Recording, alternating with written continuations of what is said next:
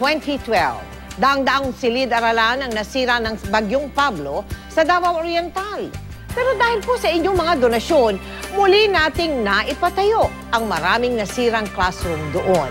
Ngayong school year, unang beses na buong taon nagklase ang Kinablangan Elementary School sa ating Kapuso classrooms.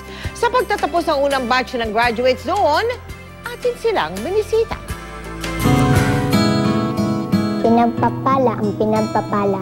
So all our parents, saludo kami sa inyong walang hanggang suporta. Napuno ng pasasalamat ang isinusulat na talumpati ni Almera.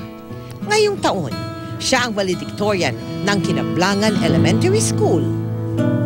Sa isang housing project nakatira ang pamilya ni Almera, unang bubungad ang mga ribbon at medalya ni Almera.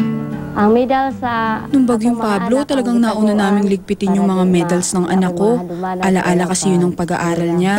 Ganito kahalaga para kay Alma ang mga inuuwing karangalan ng kanyang anak. Gusto namin makapag-aral ang aming mga anak, parang hindi sila maparehas sa ama ang walay mga grado. Natatakot kami pag wala nang paaralan sa Kinablangan Elementary School. Kaya naman noong napasinayaan ang ating Kapuso classroom sa Kinablangan noong taong 2013. Nagbigay kayo ng classroom. Siyempre, ang naisip ko noon ay naging masaya ako.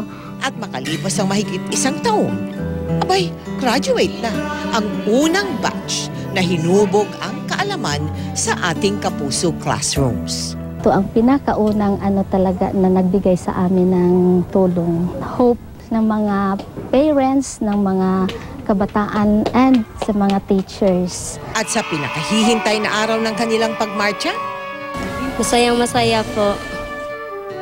Salamat po sa lahat ng donors ng JMA.